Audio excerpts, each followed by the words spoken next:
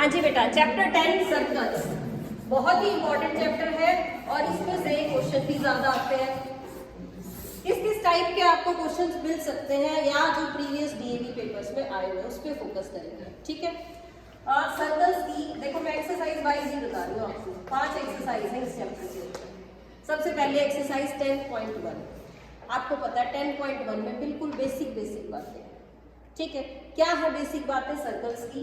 बेटा एक centre fix कर लेते हैं, हम कंपास के टिप रखते हैं, जितनी डायमेंशन दी हो ऐसे सर्कल बनाते हैं। ओके, ऐसा ही होता है सर्कल। इसको क्या बोलते हैं आप? इसको बोलते हैं आप सेंटर। और अगर मैं इसको एक ही बात करूं, रेडियस, आपकी रेडियस।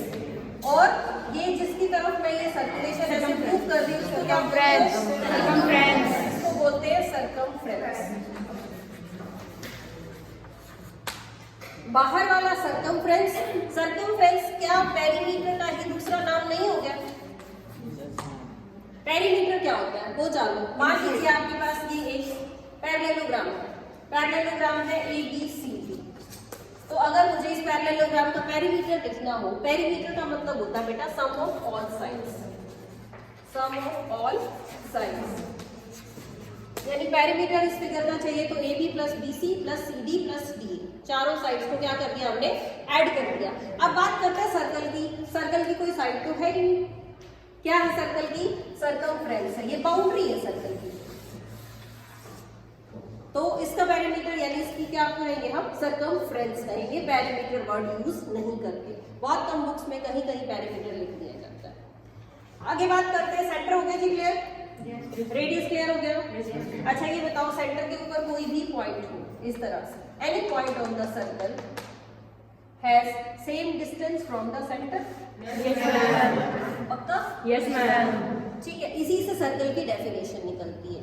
क्या है सर्कल की definition? The location of a point, location of a point, किसी भी पॉइंट की location whose distance from the fixed point.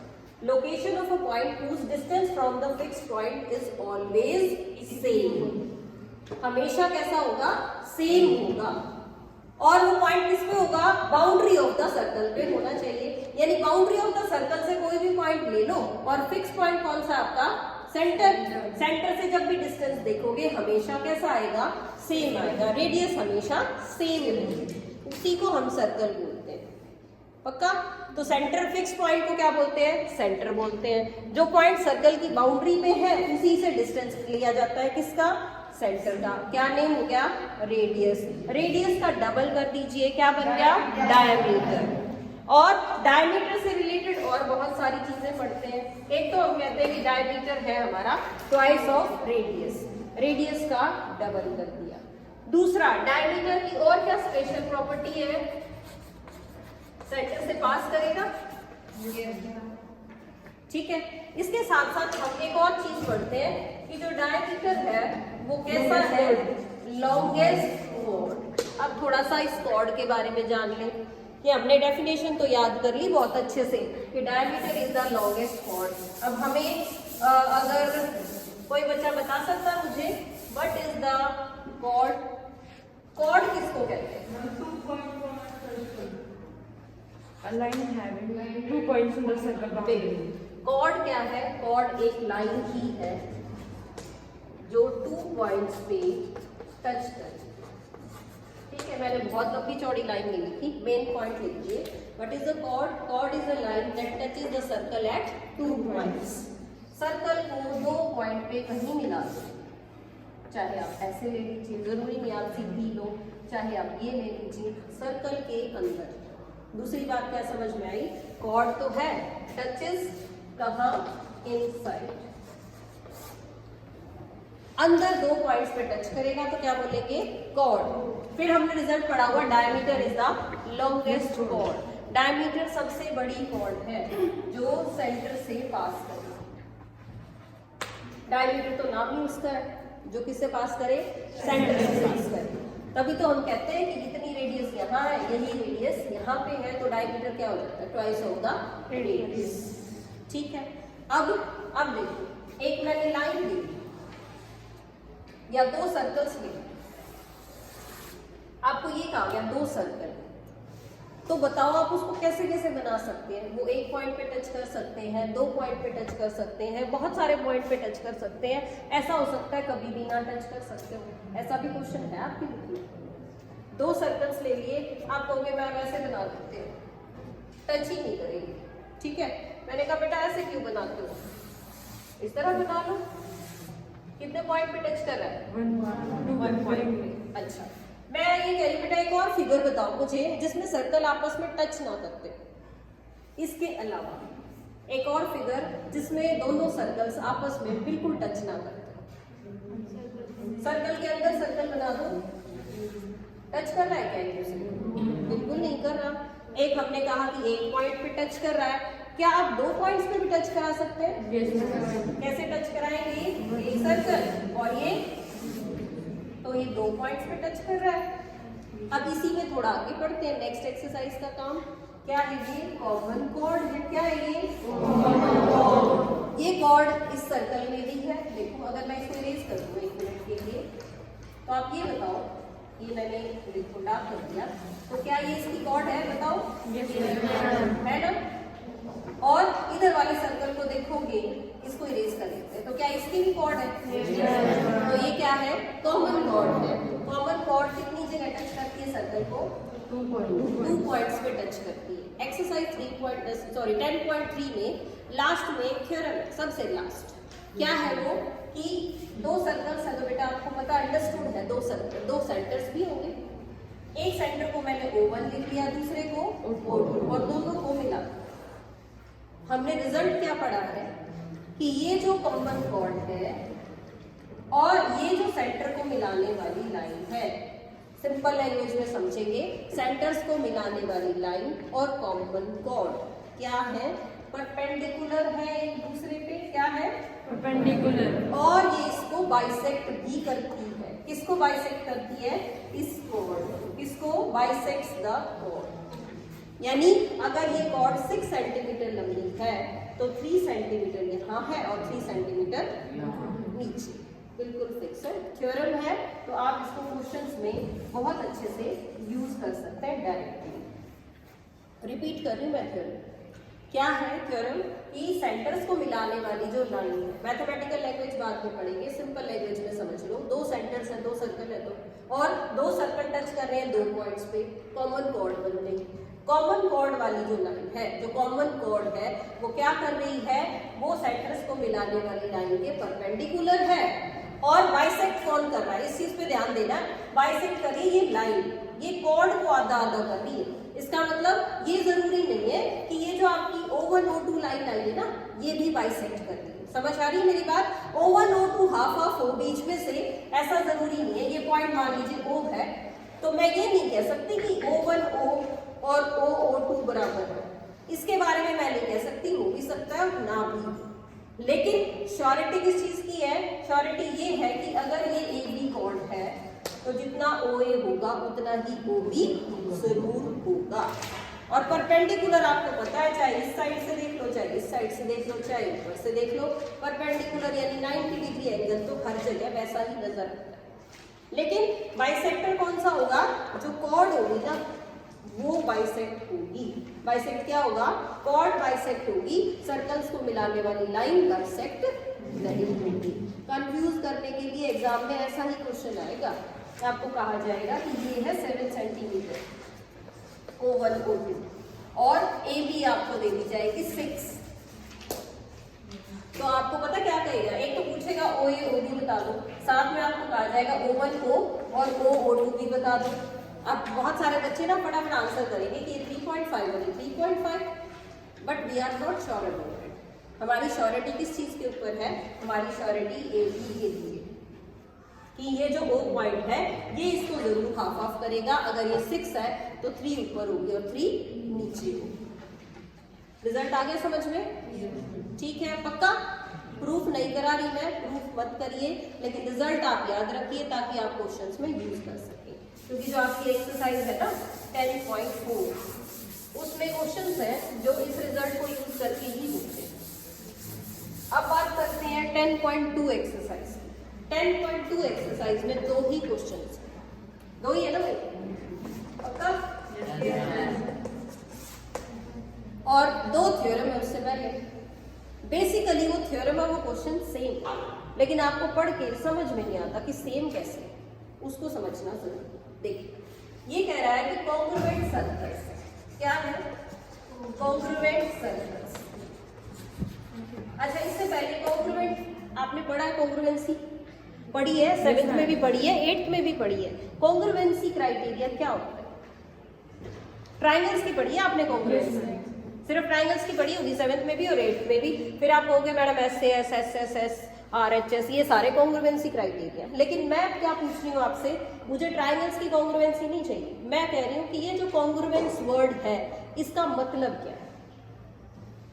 मैंने कहा कि 2 फिगर्स कॉन्ग्रुएंट है, तो कोई जरूरी थोड़ी है कि वो ट्राइंगल्स ही हो, वो सर्कल हो सकती है, वो रेक्टेंगल हो सकती है, वो आपकी क्या कह सकते हैं रोम्बस हो सकती है, ट्रेपीजियम हो सकती है। कॉन्ग्रुएंट वर्ड का मतलब है दे हैव सेम शेप और सेम साइज। क्या मतलब होता है बेटा? सेम शेप और सेम शेप यानी देखने में भी एक जैसी और साइज भी सेम, तो क्या बन जाएगी? Congruent word. चैप्टर पढ़ रहे सर्कल्स वाला, तो सर्कल वाले चैप्टर में तो सर्कल्स की ही बात की जाएगी कि कॉन्ग्रुएंट सर्कल्स कौन से होंगे।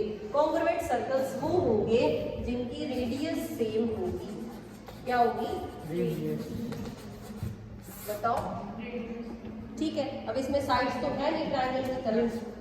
ट्रायंगल की तो मैं कहती हूँ कि ये साइड सेम है या एंगल सेम है। सर्कल में मेरे लिए क्या है? रेडियस। एक वही चीज है जो सब में सेम हो सकती है, यानी 2 सर्कल्स कॉन्ग्रुएंट कब कहोगे?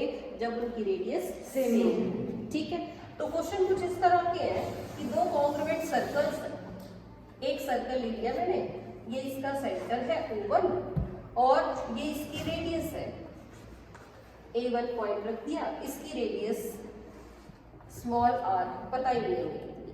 ठीक है, एक और सर्कल ड्रॉ किया,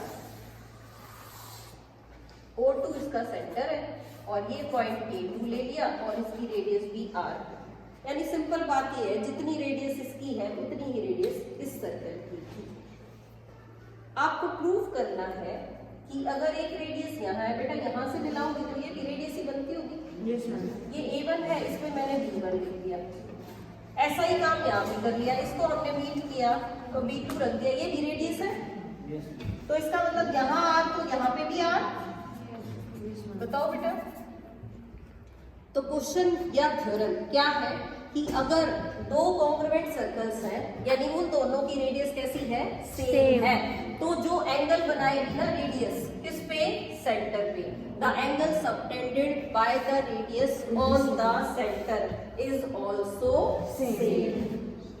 रिपीट कर रही हूं मैं, रेडियस सेम है दोनों सर्कल्स की। अगर ये क्वेश्चन में कहा गया है if the radius is same और if 2 circles are congruent, same language हुई ना ये। अगर मैं आपको ये कहूँ 2 सर्कल्स कॉन्ग्रुएंट है, या मैं ये कहूँ कि 2 सर्कल्स की रेडियस सेम है, तो एक ही बात है ना। ठीक है, तो 2 सर्कल्स है कॉन्ग्रुएंट है यानी उनकी रेडियस सेम है, तो क्वेश्चन में ये कह रहा है कि उनके जो एंगल बनेगा उनकी रेडियस के बीच में, कहाँ पे? सेंटर पे, वो एंगल भी सेम होगा। ऐसा प्रूव करता है। कैसे प्रूव करें? ये कॉर्ड और ले लेते हैं। बन गई कॉर्ड A1 B1, ये क्या बन गई? A2 B2। अब एक क्वेश्चन में तो गिवन है कि कॉर्ड इक्वल है, यानी जितना A1 B1 है उतना ही A2 B2 है। अगर कॉर्ड इक्वल है तो आपको कह रहा है कि एंगल इक्वल होने चाहिए, और दूसरे क्वेश्चन में कह रहा है कि एंगल इक्वल है तो कॉर्ड भी इक्वल ही होगी। तो पहले तो एंगल को इंप्रूव कर लेते हैं, दोनों ट्राइंगल्स ले लेंगे बेटा और उनको कॉन्ग्रुएंट प्रूव करेंगे। हाँ जी, O1 B1 is equal to O2 B2। फिर O1 A1 is equal to O2 A2। पक्का?